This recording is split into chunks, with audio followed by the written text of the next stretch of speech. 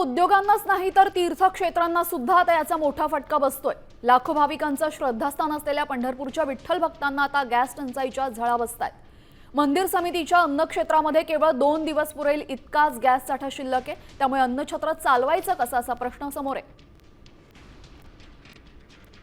या संदर्भात आढावा घेतलेला आमच्या प्रतिनिधींनी, आपण पाहूयात।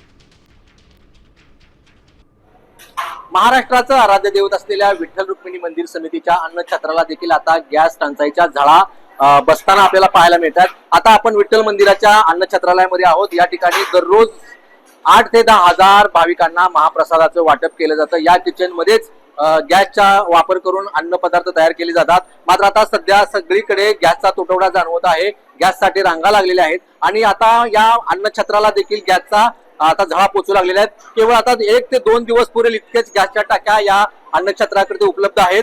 त्या मात्र आता भविष्यामध्ये 1-2 दिवसामध्ये आता अन्नछत्रासाठी जे भोजन तयार केलं जातं त्याची समस्या आता या ठिकाणी निर्माण होणार आहे। आपण पाहतो की अशा पद्धतीचे दररोज इथे या ठिकाणी सकाळ आणि संध्याकाळी जवळपास 6000 भाविकांना अन्नछत्रामध्ये अन्नदान केले जातं, भोजन दिलं जातं। मात्र आता या गॅस टंचाईच्या झळा भाविकांना देखील बसण्याची शक्यता आहे। आपण आता मंदिर समितीच्या काही कर्मचाऱ्यांशी देखील संवाद साधलेला आहे। त्यांनी सांगितलं की फक्त 2 दिवस पुरेल इतका आता गॅस शिल्लक आहे, त्यानंतर मात्र गॅस उपलब्ध होणार नसल्याने आता या अन्नछत्रामध्ये अन्न कशा पद्धतीने तयार करायचं किंवा प्रसाद कसा तयार करायचा याची समस्या आता मंदिर समितीला लागली आहे।